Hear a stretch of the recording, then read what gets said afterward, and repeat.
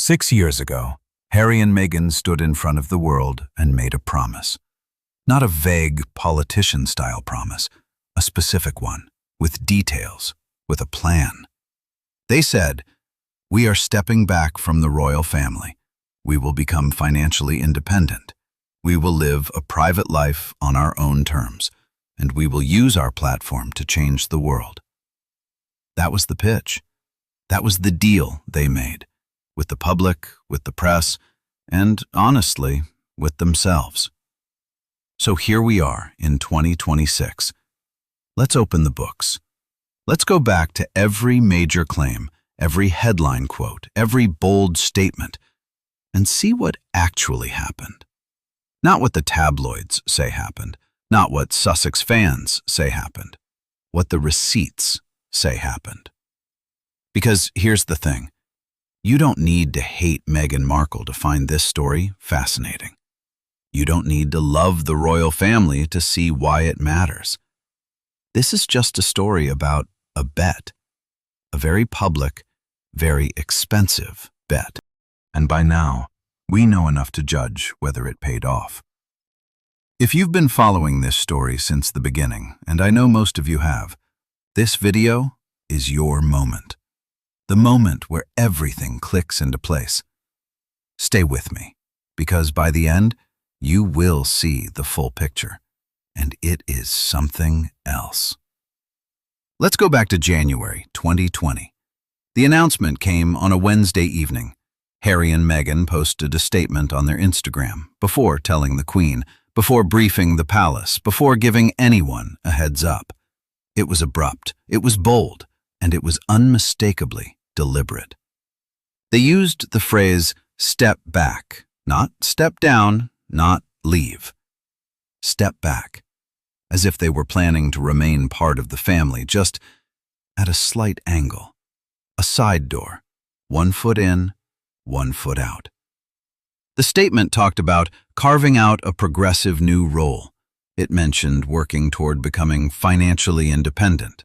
It referenced their desire for a life split between the United Kingdom and North America, and it positioned the whole move as something thoughtful, considered, and above all, chosen. They weren't running away, they were stepping forward, into freedom. The British press went into meltdown within hours. Palace aides were reportedly blindsided. Royal correspondents were scrambling, and the public, on both sides of the Atlantic, was gripped. Because nobody had done this before. Not like this. Not with this kind of language. Not with an Instagram post. Within days, the term Megxit was everywhere. And whatever you think of that word, it captured something real. This was a full exit. A clean break. A new chapter. At least, that's what they said it would be. So let's take them at their word.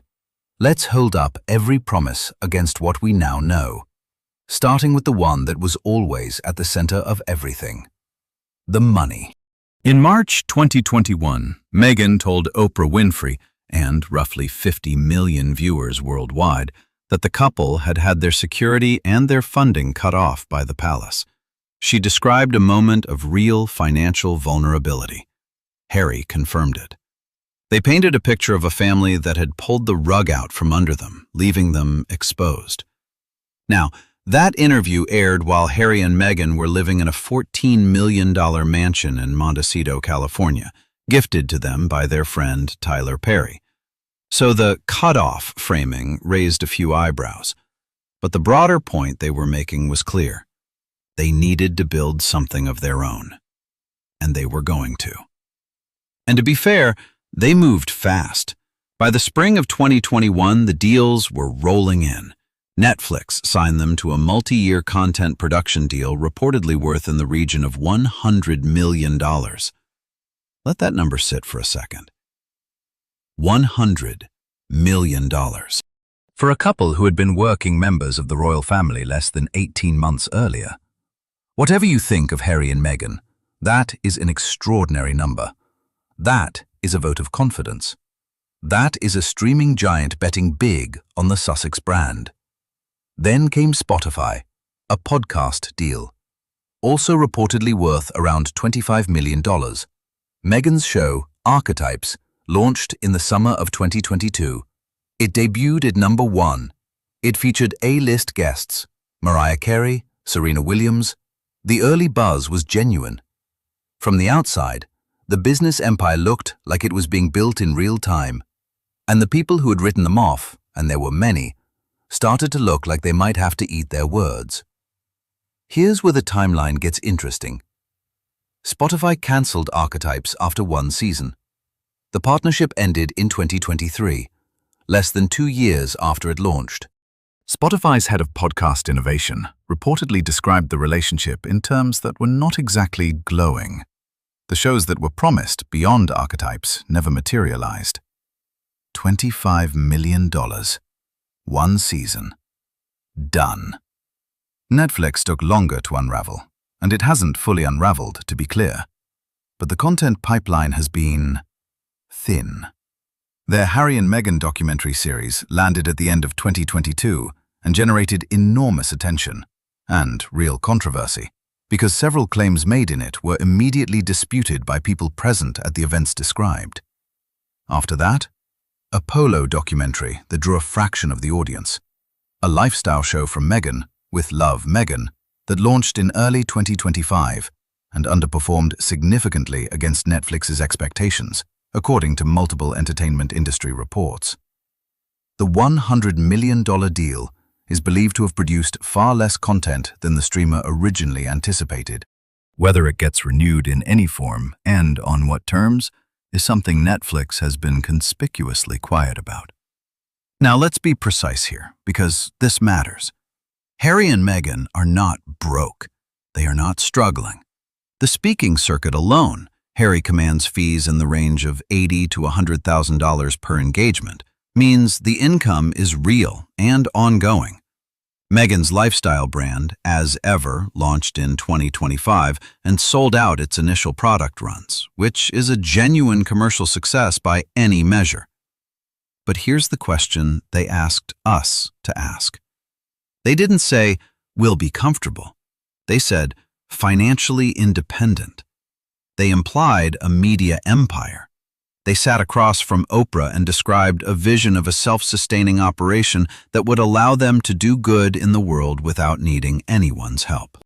When you hold the vision against the reality, one canceled podcast, a Netflix deal that produced modest output, a lifestyle brand that is genuinely in early stages, the gap is real.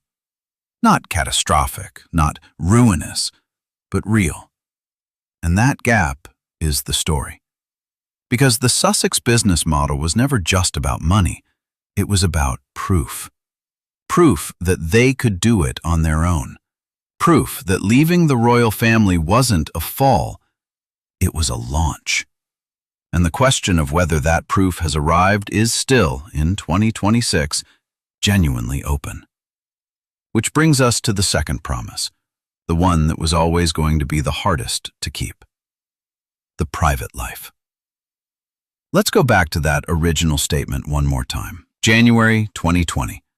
They used a specific phrase that doesn't get quoted as often as it should. They said they wanted to work to become financially independent while continuing to fully support Her Majesty the Queen. But they also said something else. They said they intended to balance our time between the United Kingdom and North America. Balance. Between the UK and North America. In the years since, Harry has returned to the United Kingdom a handful of times, mostly for funerals. His grandfather's, his grandmother's. Briefly for his father's cancer diagnosis. Meghan, as of the time of this video, has made almost no public appearances on British soil since the Platinum Jubilee in 2022. The balance they described, the sense that they were stepping back, not stepping out, has not materialized in any recognizable form. But that's geography. Let's talk about something more fundamental. Privacy. The word appears in their original statement. It appears in virtually every interview they gave in the months that followed. The desire for a normal life. The the desire to raise their children away from the relentless scrutiny of the British press. The desire, and Harry has said this in his own words repeatedly, to protect his family from the media machine that he believes destroyed his mother. That desire is real. Nobody who has watched Harry talk about Diana seriously doubts that the pain underneath it is genuine. But here is where the timeline becomes almost impossible to reconcile. In the pursuit of privacy, Harry and Meghan have given the following: a 2-part Netflix documentary in which they detailed the most intimate conflicts within the royal family, including claims about conversations that other family members have strongly disputed. A memoir, Spare, in which Harry described, among other things, his drug use, his first sexual experience, a physical altercation with his brother, and private conversations with his father and grandmother. A sit-down interview with Oprah, watched by 50 million people. Multiple interviews with Tom Bradby. A podcast series in which Meghan discussed her own mental health, her experiences of racism, and her relationships with members of the royal family. Every single one of these was a choice. A deliberate, negotiated, paid choice to put private information into the public domain. Now, and this is important, there is a version of this that makes complete sense. If the press is going to write about you anyway, if the narrative is going to exist whether you participate or not, then controlling your own story is a rational decision. You can argue that Harry and Meghan were playing a game they didn't invent, using the only tools available to them. That argument has merit, but it has a cost. Because the moment you sell your story, really sell it, in the way that Spare was sold, in the way that the Netflix documentary was sold, you are no longer a private person seeking refuge from scrutiny. You are a media product. Your privacy is the inventory. Your pain is the content. And the line between protecting your family and monetizing your family's story becomes very hard to find. By 2025, the situation had reached a point that would have been unimaginable in January 2020. Harry was testifying in open court in London about phone hacking, giving evidence that put intimate details of his life on the public record. Meghan was being discussed in the context of lawsuits, editorial disputes, and a seemingly endless cycle of press stories, many of which originated not from tabloid intrusion, but from her own camp's communications with journalists. The people closest to this story, including reporters who have covered it for years and who are not particularly hostile to either Harry or Meghan, have said versions of the same thing. The Sussex operation has never fully decided whether it wants to be private or public. It keeps trying to be both. And the tension between those two things generates exactly the kind of coverage they say they want to escape. In 2020, they promised a life lived on their own terms, away from the machine, quieter, more intentional. For a couple who genuinely wanted that, and I do believe they wanted it, the reality of 2026 looks remarkably noisy. Which takes us to the promise that was perhaps the grandest of all, the one that was always going to be the hardest to deliver, and the one that, when you look at it clearly, reveals the most about what these 6 years have actually meant. The mission. When Harry and Meghan launched the Archewell Foundation in late 2020, the language around it was ambitious.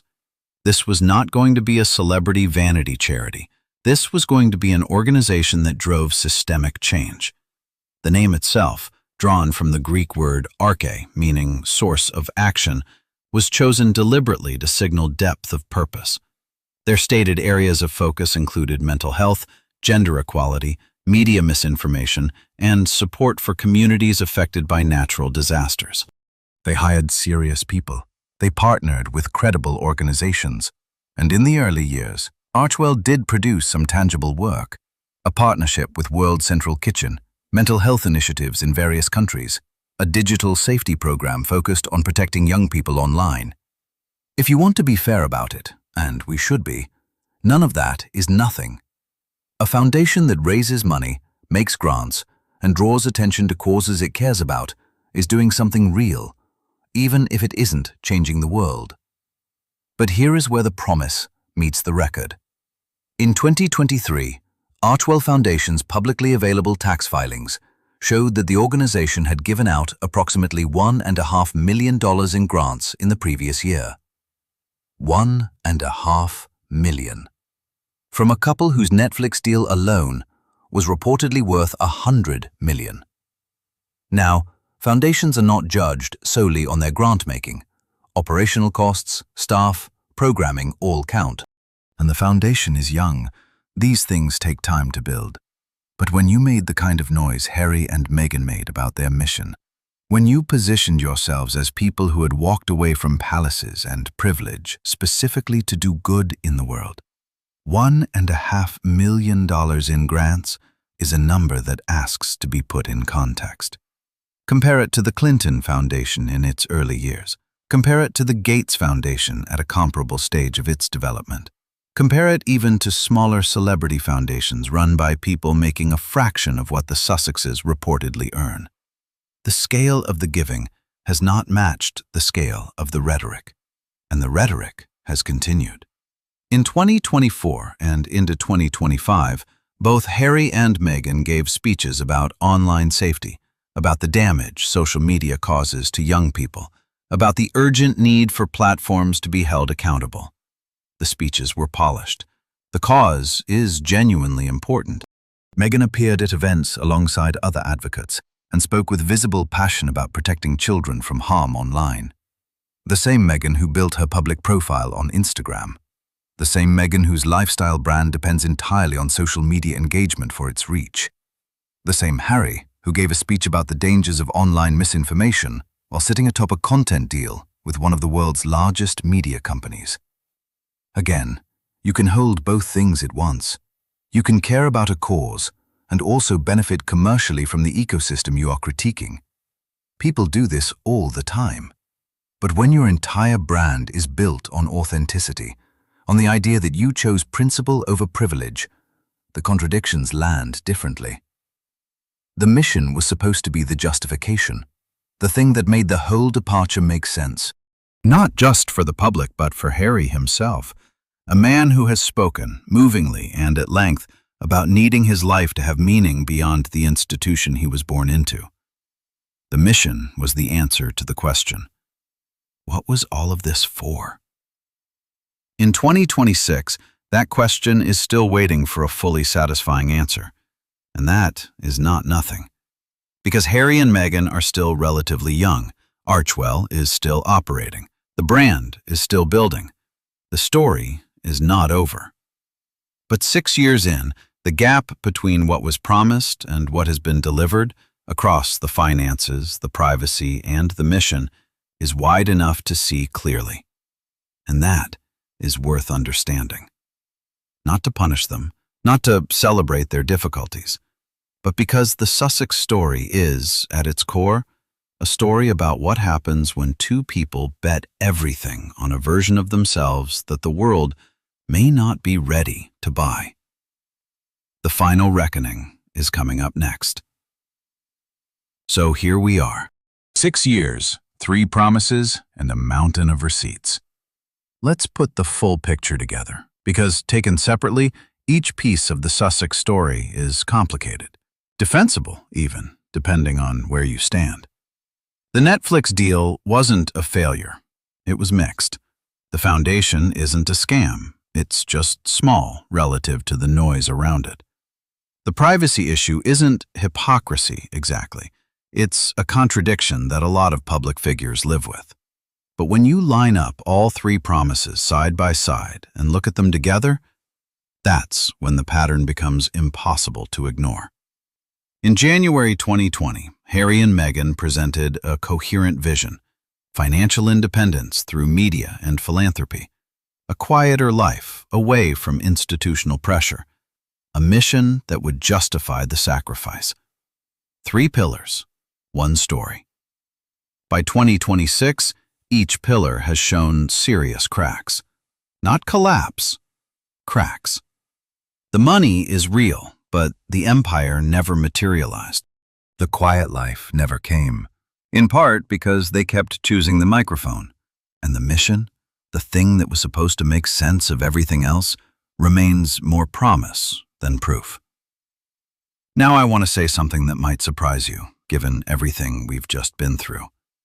I don't think Harry and Meghan are uniquely dishonest people. I don't think they sat in a room in January 2020 and cynically mapped out a plan to deceive the public.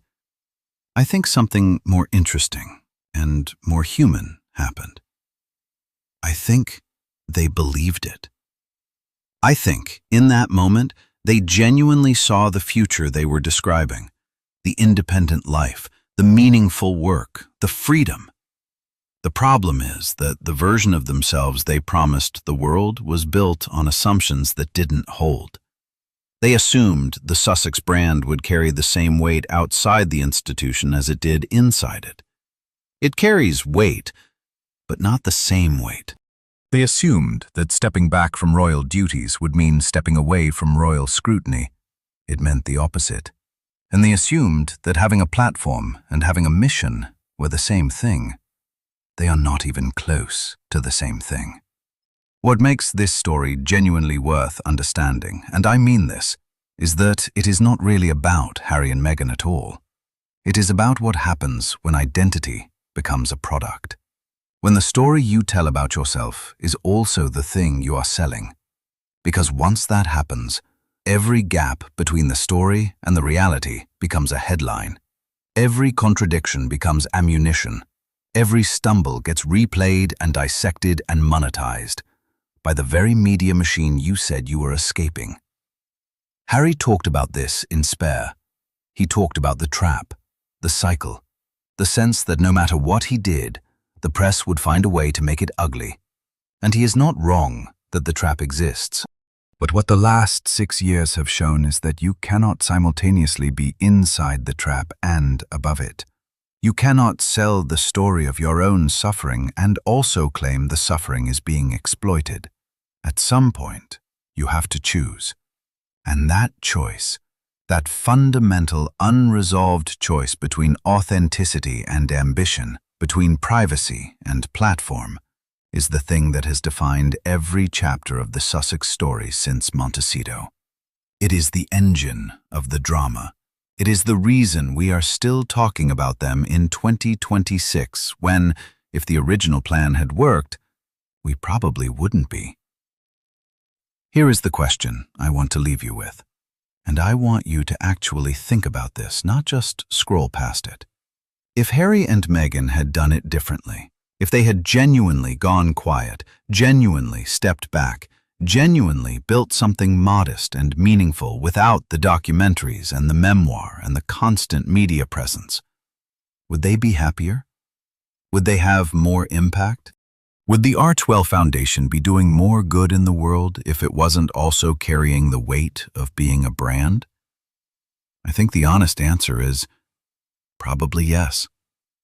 And I think on some level they might know that too. There is a version of this story where two people left an impossible situation, made some mistakes, learned some hard lessons, and eventually found something real. That story might still be being written. The chapter we are in right now, 2026, with the brand rebuilding, the family rifts unresolved, the mission still searching for its defining moment. This doesn't have to be the ending, but it is the honest middle. And the honest middle is a long way from the beginning they promised. 6 years ago, they told us who they were going to be. Today, we can see who they have become. And the distance between those two things, that distance is the whole story. If this is the kind of deep dive content you want more of, no screaming, no cheap shots, just the full picture laid out clearly, then hit subscribe right now, because this is exactly what this channel does every week.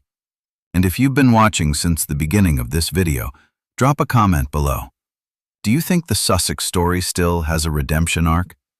I read every single one. The next video is going to take a different angle entirely on this world, one that nobody in this space has touched yet. You are not going to want to miss it. One more thing before you go, and I think this matters. There is a version of the Sussex criticism that is just cruelty dressed up as commentary. The endless mockery, the glee at every setback, the countdown clocks waiting for the marriage to fail or the brand to collapse. That version is not interesting to me, and it shouldn't be interesting to you. It tells us nothing except that people enjoy watching other people fall. What is interesting, what is genuinely worth your time, is the structural question this story raises. About fame, about how modern celebrity works, about the strange economy in which your pain has a market value and your authenticity is a line item in a business plan. Because Harry and Meghan are not the first people to get caught in that economy. They are just the most visible. And the reason their story resonates so far beyond the usual royal watcher community, the reason people who couldn't name a single other Windsor have strong opinions about these two, is that the questions their story raises are questions a lot of us are quietly asking about our own lives. What do you owe the world? What do you owe yourself? When you walk away from something, a job, a family, a version of your identity, what do you actually walk toward? And if the thing you walk toward turns out to be harder and stranger and less satisfying than you imagined, does that make the walking away a mistake? Harry and Meghan stepped back. They stepped into something. And 6 years on, they are still figuring out what that something is. So are we, watching them. That's what makes this story impossible to look away from. Not the drama, not the feuds, not the money. The question underneath all of it. The one that doesn't have a clean answer. Not yet.